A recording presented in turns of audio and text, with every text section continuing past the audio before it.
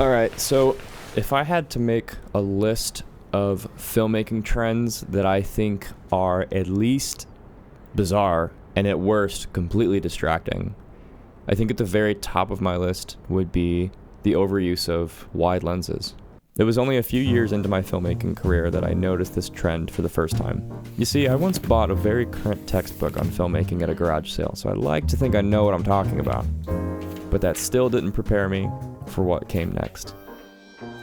Anytime you went outside your house, this hellish creature would hunt you down and relentlessly pursue its singular goal: to force you to shoot everything on an ultra-wide angle and a gimbal.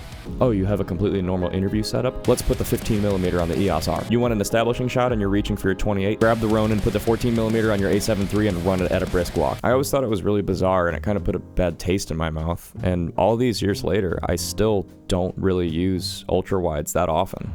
It might be a good time for me to work on that though, because the mail just came in.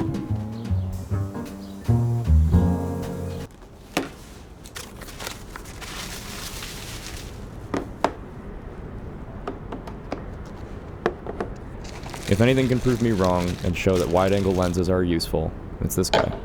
He's a 12mm t2.9 made by Laowa, and right off the bat, there's several things that I like.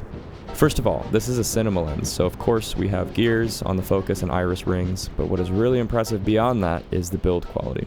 This thing's fully made of metal, it's rock solid, and the rings are well dampened and turn smoothly. In all areas of physical design, I'm feeling pretty good so far. Now that we got that out of the way, we're going to talk about image quality, and for that we're going to make some changes, because until further notice, this video will only be shot on this 12mm. Okay, before we get into the nitty-gritty stuff, let's talk about wide angles. Welcome to my own personal lens philosophy talk. Although it's heavily debated, and there's plenty of nuance here, I generally think of 40mm on a full-frame sensor as a good proxy for human vision. It's not too wide, not too tight, and renders a natural-looking image. Since I'm shooting on Super 35, that means my 28mm takes this slot, which ends up being something like a 43mm in photographic terms. We'll use this as the fulcrum on our chart. The farther a lens gets from this baseline, the more unnatural it will appear. But that isn't always a bad thing. My favorite lens is a 50mm on an Ursa, which means a 77mm photographic equivalent. Since it's a tighter field of view compared to the 28, the background compresses and feels a bit different. I think tighter focal lengths feel more observational, more comfortable, and a lot of times prettier, more idealized. To go further in this direction towards something like 200mm, the background compresses even more and feels even more observational, almost to an unnatural extent, almost like we're eavesdropping on something we weren't invited to. Flipping to the other side of the fulcrum lands us in wide-angle land. A similar composition on a 19mm compared to a 28 will feel less observational, and therefore more intimate and personal, more immersive, and less idealized. These are really good for making an audience feel like they are participating instead of just watching. Going on, we arrive at the 12mm, which pushes the trend even further. An ultra-wide angle feels unnaturally intimate. The audience is so immersed into the composition that it can feel a bit uncomfortable and surreal. So the question is, why would anybody want that? Technically, the full name of this lens is the Laowa 12mm t2.9 Lite 0D VV Cine. The VV means VistaVision, which means it will work on large format sensors. So it's capable of some ridiculously wide shots, but I wanted to talk about another one of those taglines, the part that proudly announces 0D. When selecting a wide-angle lens, one of the biggest considerations is distortion, hence the capital D. And so this 12mm is claiming it has minimal, if not absent, distortion. Subjectively, I try to avoid distortion in my wide angles because I think it can get distracting really quickly. Unless I'm trying to emulate like a peephole in a door or the POV of a fish or something, I'm gonna try to avoid distortion at all costs. Indeed, the distortion is incredibly low. Very impressive for a lens this wide, and even more impressive that you can cover large format sensors while doing it.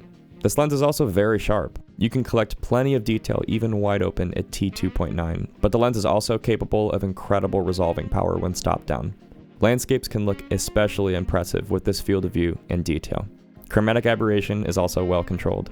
Axial is present in some cases wide open, but not distracting. And Loca is also present in some cases, but in fact also not distracting. Last item on the agenda is bokeh.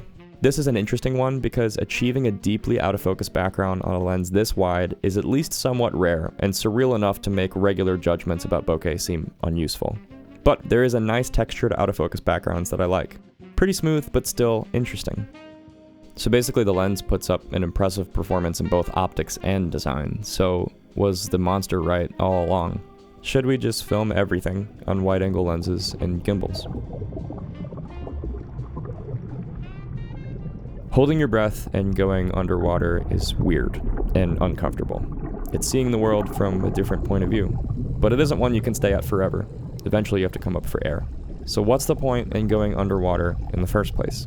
Why not just stay up here where there's so much fine health to be pulled out of the young, breath-giving air? Oxygen is hard to appreciate until you don't have it. You get used to it because it's always there, and only when it's taken away from you do you long for its comfort, a comfort you're completely unaware of unless you hold your breath and you go underwater. To shoot everything on a wide-angle lens and a gimbal is to forcefully drown your audience. But when the time is right and it makes sense, a wide-angle can garner just the right emotion. It can draw the eye. It can put emphasis on something unlike any other lens. It can make you feel a certain way, and it can enrich all of the other lenses around it. Yeah, maybe wide angles are overused a little bit, but they remain tools in our tool belt, and useful ones at that. It's worth learning when to use one, especially a high-quality one like this Laowa 12mm. Maybe that's what he's been trying to tell me all along.